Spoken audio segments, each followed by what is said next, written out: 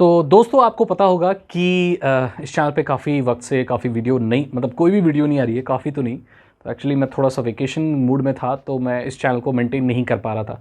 तो जो टेक्निकल सागर है उस पर मैं पहले से वीडियो बना के गया था और इसलिए मैं यहाँ पर अपडेटेड नहीं था, लेकिन अब मैं आ गया हूँ क्योंकि एक बहुत बड़ी चीज़ हुई है जिसके बारे में मैं काफ़ी वक्त से बात कर रहा था। जियो एयर फाइबर कैसे ये पूरे इंटरनेट को इंडिया में बदल सकता है या शायद चीज़ों को और भी ख़राब कर सकता है। कैसे, आइए जानते हैं इस वीडियो में। अभी आपको पता है कि गणेश चतुर्थी यानी कल के दिन ये लॉन्च हो गया। 6,000 रुपये देने पड़ेंगे आपको। इसके मंथली प्लान जो लोएस्ट है, मेरे पास पूरे प्लान की लिस्ट भी आ गई है। 599 वाला जो प्लान है उसमें 30 Mbps यानी 30 Mbps की स्पीड मिलेगी एंड अनलिमिटेड आपको डेटा मिलेगा, कोई डेटा का कैप नहीं है।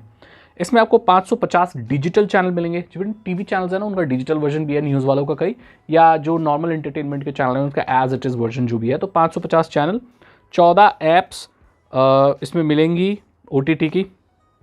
जबकि एयर फाइबर जो इनका 100 Mbps वाला है जो कि है 1199 का, मतलब लगभग आपको ये मान के चलो तो 1200 रुपये का ये है। तो 1200 रुपये वाले में आपको 14 ऐप्स मिलेंगी प्लस नेटफ्लिक्स भी मिलेगा। सबसे लोएस्ट जो नेटफ्लिक्स वाला है वो 1200 रुपये वाला है और 100 Mbps की स्पीड मिलेगी, जो कि मोर देन इनफ होती है। अभी मेरे पास जो कनेक्शन है वो 100 Mbps का है, BSNL का, बहुत गजब का चलता है, कोई भी दिक्कत नहीं आती। लेकिन इसमें एयर फाइबर मैक्स भी है, मतलब और स्पीड भी गेन कर सकते हो। ऐसा नहीं है कि अगर कोई वायरलेस सर्विस है तो ज़्यादा स्पीड नहीं मिलेगी, क्योंकि ये 5G पर काम करता है। तो इनका 300 Mbps का प्लान है जो कि 1500 रुपये का, लगभग 1499 बोलेंगे, 1500 बोलेंगे। 500 Mbps का है 2500 का, और 1000 Mbps का प्लान है 4000 का। इसमें आपको नेटफ्लिक्स वगैरह सब कुछ 1200 से ही नेटफ्लिक्स वगैरह शुरू हो जाते हैं। अब ये एयर फाइबर मैक्स है, ये कंप्लीटली बदलेगा इसलिए क्योंकि अभी भी देखो 5G लॉन्च हुआ है। मेरे यहाँ भी कहने के लिए मेरे आईफोन में 5G लिखा आता है जियो में, लेकिन जब मैं स्पीड टेस्ट करता हूँ दोस्तों तो वो 10 Mbps से ऊपर नहीं जाता। मैं करके दिखा दूंगा, मेरा घर इतना भी दूर नहीं है शहर से, 5G के नेटवर्क आते हैं बट 5G की स्पीड नहीं आती। और ये मैं अकेला नहीं हूँ, ऐसे बहुत सारे लोग हैं जो थोड़ा ऐसे इलाके में रहते हैं जहाँ 5G दिखा तो रहा है फ़ोन में, स्पीड नहीं आ रही। स्टैंड अलोन ऑन कर रखा, सारी सेटिंग वगैरह सब सही कर दी, स्पीड आ नहीं रही। लेकिन जैसे मैं दिल्ली के बहुत पास जाता हूँ, NCR के और पास जाता हूँ, या कई एरिया में जाता हूँ, या यहाँ के सिटी एरिया में जाता हूँ, तब मुझे 15-20 Mbps मिलता है, इससे ऊपर नहीं मिलता। ये स्टैंडर्ड तो 4G का भी नहीं है। अब क्योंकि ये जो एयर फाइबर है ये 5G पर बेस्ड है और अभी 8 सिटी में आया है, दिल्ली, मुंबई, कोलकाता, पुणे, अहमदाबाद, चेन्नई और ये सब बड़ी बड़ी सिटीज़ में आया है। वहाँ पर तो ऑलरेडी 5G है और यहाँ पर चलता भी स्पीड है। मैं अभी गुवाहाटी असम गया था तो वहाँ पर मैंने चेक की, स्पीड बहुत कमाल की आ रही है। बड़ी बड़ी सिटीज़ में कोई दिक्कत नहीं है, लेकिन छोटी सिटीज़ में कहने के लिए ही रोल आउट हुआ है, ये रियलिटी है। आप मानो ना मानो, मैंने चेक किया है, बहुत सारे लोगों से पूछा है, 5G लिखा तो आ रहा है लेकिन 5G की स्पीड आ नहीं रही है। अब ये जो एयर फाइबर है ये जो बड़ी बड़ी सिटीज़ में काम करेगा, और वहाँ फ़ायदा क्या है, वो तो ऑलरेडी जियो का फाइबर जो तार वाला है वो ऑलरेडी आ चुका है, तो लोग वायरलेस क्यों ऑप्ट करेंगे भाई, वो तो तार वाला इस्तेमाल करेंगे। तार वाला सस्ता पड़ता है, तार वाले में लेटेंसी का इशू नहीं है, और वो अभी भी किंग है यार। फाइबर ऑप्टिक के स्टैंडर्ड्स अभी भी किसी भी वायरलेस वाईफाई से बेटर हैं, पीरियड। ये टेक्नोलॉजी का, इसमें ये कोई सर्विस का इशू नहीं है, वो कितना भी परफेक्ट दे ले, बट वो जो फाइबर ऑप्टिक्स है ना उसका मुकाबला कर ही नहीं सकते। फाइबर ऑप्टिक होता है दोस्तों। तो ऐसे अगर सब जगह पे ये रोल आउट होगा भी और 5G वहाँ रियल स्पीड आ ही नहीं रही, तो ये तो एक तरह का 3G या 4G ब्रॉडबैंड ही हो गया। इतनी ही कीमत पे, कीमत तो कम नहीं होने वाली। ये लफड़ा है असली। लेकिन अगर ये स्पीड वगैरह अगर ठीक हो जाती हैं, रियल स्टैंडर्ड पे चलता है, तो ये बहुत अच्छी चीज़ हो सकती है। इसीलिए मैंने कहा कि ये इंटरनेट को इंडिया में बहुत अच्छा कर सकता है या तो बहुत ख़राब भी कर सकता है। इसको देखकर जितने भी कॉम्पिटिटर हैं वो सब निकाल रहे हैं एयर फाइबर। आपको मालूम है एयरटेल का भी आ चुका है।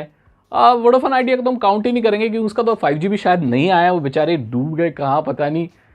मोनोपोली भी अच्छी नहीं होती, डुओपोली, मोनोपोली जो भी कह लो, ये अच्छी नहीं होती। इससे कस्टमर को कम ऑप्शन मिलते हैं। अगर एयरटेल नहीं होता 5G में तो जियो मनमानी कर देता, वो जो करता वो करता भाई, क्योंकि और कोई 5G ऑप्शन ही नहीं है। सरकारी सर्विस BSNL तो रेस से ही आउट है भाई, और एयरटेल को भी बेचारे को इतना कोई पूछता नहीं। अब जियो का ही है, अब जियो एयरटेल चलो आपस में कोई दो तो ऑप्शन है। तो ये सारा लफड़ा है। अब फायदा किन लोगों को होगा? फायदा उन लोगों को होगा जो एक ही सिटी में बहुत घर बदलते हैं, या जो गवर्नमेंट जॉब करते हैं, हर 3 साल में अलग अलग जगह जाते हैं।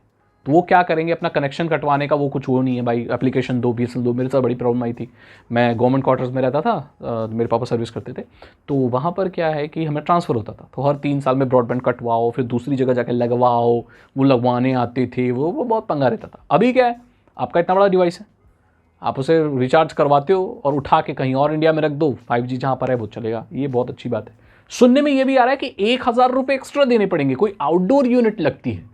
अब मैंने देखी नहीं है वो आउटडोर यूनिट है क्या, कहाँ लगती है, जो भी है, बोल रहे हैं कि जो महंगा प्लान लोगे तो फिर आपको 1,000 रुपये नहीं देने पड़ेंगे, कोई आउटडोर यूनिट है। मे बी ये डिवाइस कुछ ऐसा हो सकता है, मैंने तो देखा नहीं है आउटडोर यूनिट, जहाँ पर 5G के नेटवर्क अच्छे ना हो, वो एक बेटर रिसेप्शन के लिए मे बी लगा दिया गया हो। अगर ऐसा कुछ आउटडोर यूनिट वगैरह लग रही है तो ये लगभग BSNL एयर फाइबर जैसा ही है।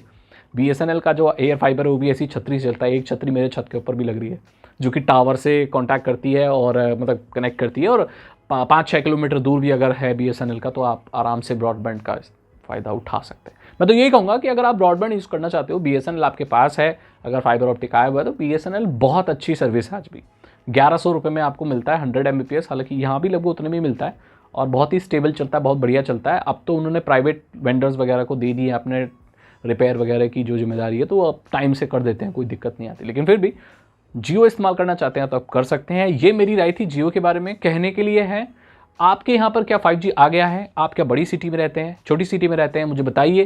कहने के लिए इन लोग तो ऑलमोस्ट सारी सिटीज़ में रोल आउट कर दिया है, बट स्पीड एक्चुअल 5G की मिल नहीं रही है, चाहे डिवाइस एलिजिबल हो या आपका कंपैटिबल हो या ना हो। ये बड़ा इशू है। अब ऐसा भी नहीं है कि मेरे शायद आईफोन में ही दिक्कत आ रही, तो मैंने अपनी ये सैमसंग का एक नया फ़ोन ही खरीद लिया, ये 33 कौन सा 5G है, ये चेक करने के लिए, जस्ट टू चेक कि सही में ऐसा 5G हो कुछ है। तो भाई कुछ नहीं है भाई, अभी भी मैं LTE ही चला रहा हूँ, देख लो मेरे फ़ोन में LTE ही चल रहा है, 5G नहीं है।